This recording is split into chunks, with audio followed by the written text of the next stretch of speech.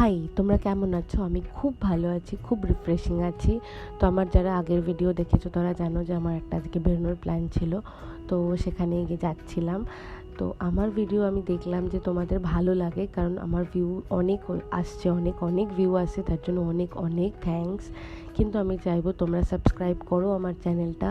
তোমরা দেখে চলে যাচ্ছ, প্লিজ একটা সাবস্ক্রাইব করে দিও, সেটা আমার কাছে অনেক মাইনে রাখে। আর আমি চেষ্টা করব এরকম ভালো ভালো কন্টেন্ট দেওয়ার ইন ফিউচারেও।